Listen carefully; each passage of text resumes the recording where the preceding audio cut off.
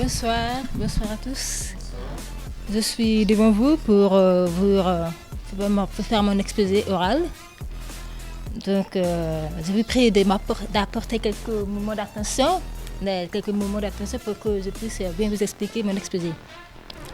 Voilà, vous avez devant vous un livre. C'est un livre de M. Henri Nzombo. Je ne m'attendais pas à ce qu'il soit là. Vraiment, je suis très ravie de vous voir. Ce livre, c'est un genre littéraire romanesque. C'est un livre, c'est un roman. Voilà, de quoi parle ce livre? En fait, ce livre parle d'une histoire de M. Nodi Benga, qui est originaire de Kinango. Il est âgé de 45 ans. Il est habitant de la ville de Béra.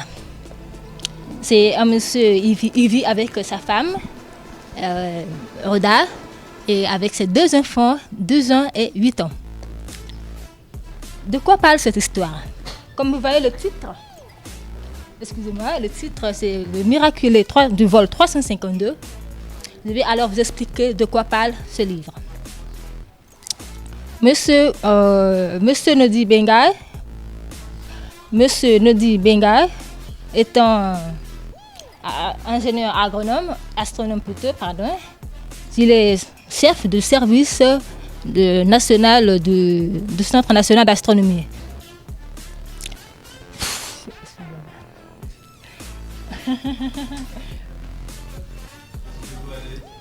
Le stress.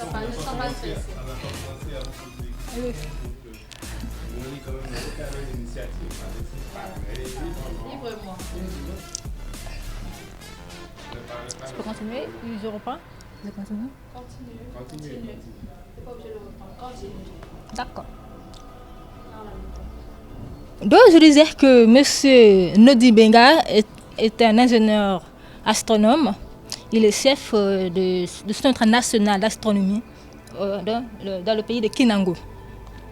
Et comme d'habitude, il fait une mission de service. Une mission de service. Il prend un vol dans plusieurs villes, dans plusieurs capitales. Et un jour, malheureusement, ce jour n'était pas un jour de chance pour les passagers. Il a pris un vol 352 pour aller faire ses missions de service.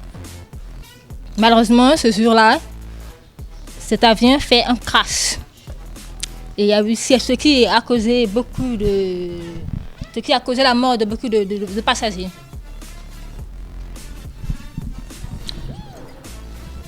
Ce qui a causé la mort de beaucoup de passagers. Mais, miracle, il n'y avait qu'un seul rescapé, il n'y avait qu'un seul survivant. C'est bel et bien M. Nodi Benga. Et il a été transporté d'urgence par hélicoptère dans un hôpital hautement spécialisé en France. Monsieur Nodi Benga a perdu l'usage de la parole, il a perdu l'usage de lui, il a perdu l'usage de la motilité, il était traumatisé. Il était le seul survivant de tous les passagers. Tous les passagers étaient décédés sauf lui. Et arrivé à l'hôpital, il a été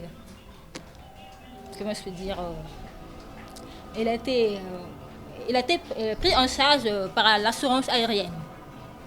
Il a pris soin de lui. Il a fait 2 mois de coma plutôt. Pendant ces 2 mois de coma, le personnel médical était à ses soins et espérait un miracle que M. Nodi puisse se réveiller un jour.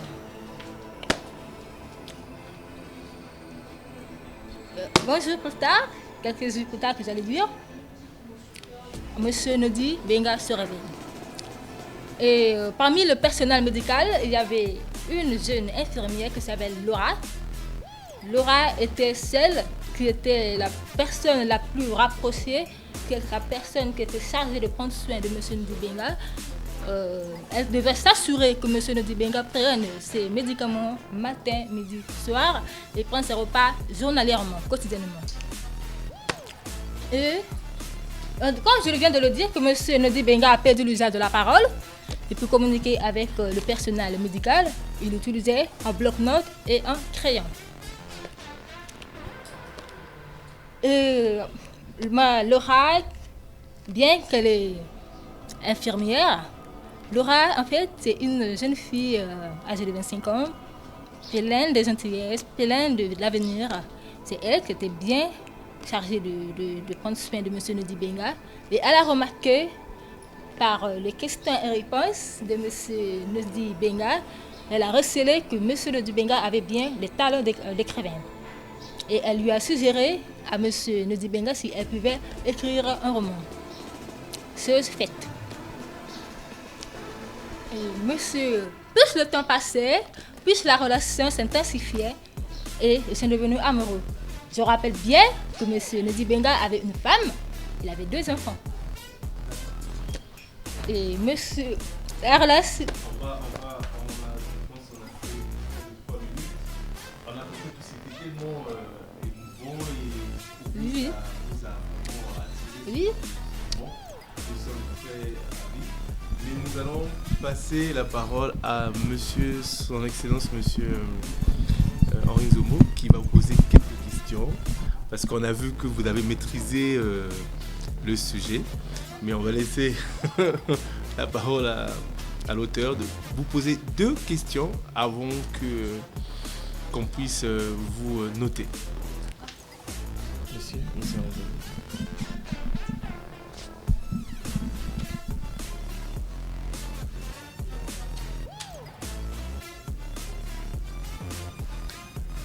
Pourtant, seul le rescapé,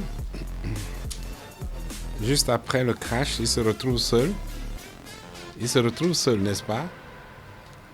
Et dans les décombres de l'aéronef, sur un terrain vague, dans un désert, sûrement celui du Kalahari. Ok. Nodi Benga donc se retrouve seul dans ce cadre-là. Après le crash, il a repris par moments connaissance, mais pourtant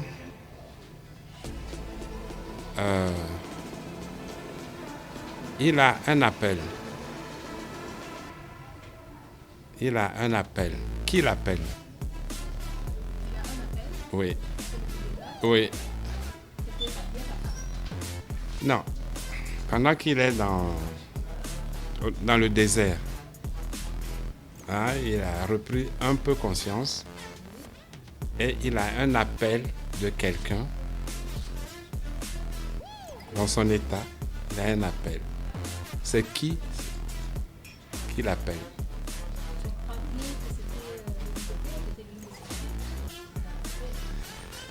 Ah, ok. C'est la mort qui l'appelle. C'est la mort qui l'appelle. Qui l'invite à venir avec elle. Et ben voilà. Ok, bon. Une autre question. Il se retrouve en pareille circonstance alors qu'il se sentait presque guéri, en compagnie de l'infirmière. Donc, il tombe dans le même état de perte de conscience. C'était à quel moment? Ok, Nodi Benga est à l'hôpital. Après un échange avec l'infirmière, Nodi Benga se retrouve de nouveau dans un état presque comateux. Ok. Et qu'est-ce qui lui est arrivé? Que s'est-il passé pour qu'il en arrive là? Oui, à l'hôpital.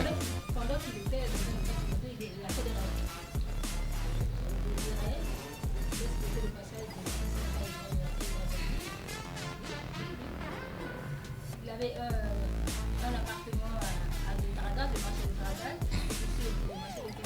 Ok, ben c'est tout. Merci, c'est tout. Merci. Ça finit. Attends, 2 minutes.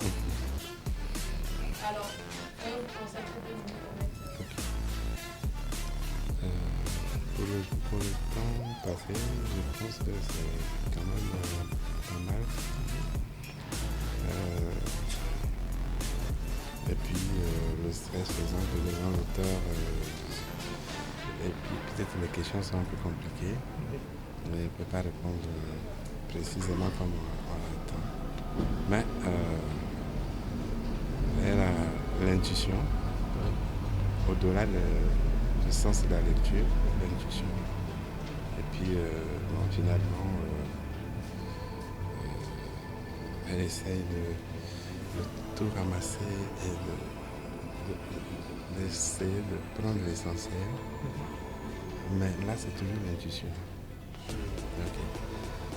Bon, on verra par la suite. Je ne sais pas quel nom vous voulez donner. C'est moyen.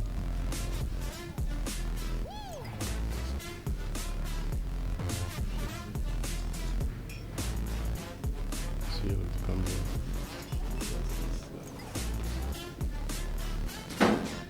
Mettez d'abord plus après, on verra les autres. Mettez plus. Mettez d'abord 6, c'est les notes provisoires. Elles seront confirmées à la fin. D'accord. Donc, on dit nous donnons les notes provisoires discrètes, mais nous publierons les notes définitives à la fin. D'accord. Avec ça. Donc, après concertation, on va attribuer la note. C'est une note provisoire parce qu'on s'est concerté avec l'auteur qui a jugé les capacités et les aptitudes de notre candidate. Et on va l'attribuer une note de 6 sur 10. Provisoire, oui.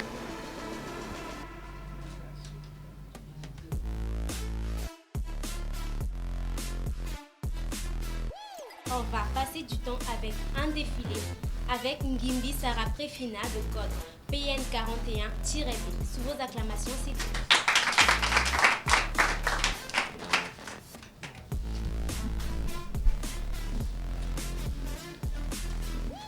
Bonjour, je suis Sarah PN41B. Je voudrais faire un show avec la chanson de Aya Nakamura.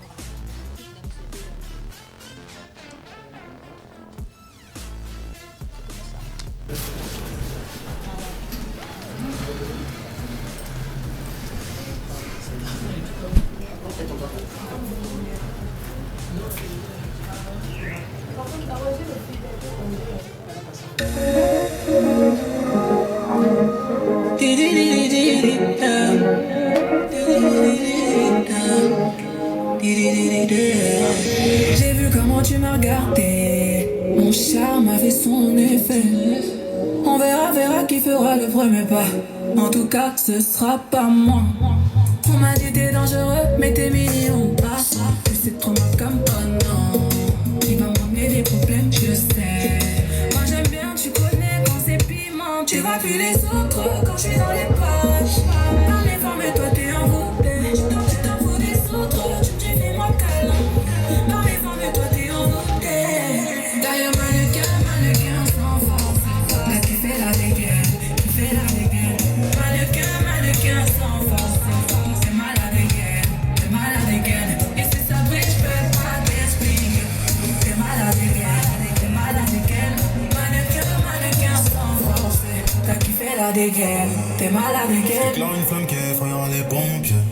J'ai cœur de pirate toujours sur le chantier. Du seul en moi là j'en connais les dangers. Dans mes crèves de faire le mêlé, moi ça fait des années que je l'ai fait. Allô, j'ai pris ton numéro chez la cousine des dialogues.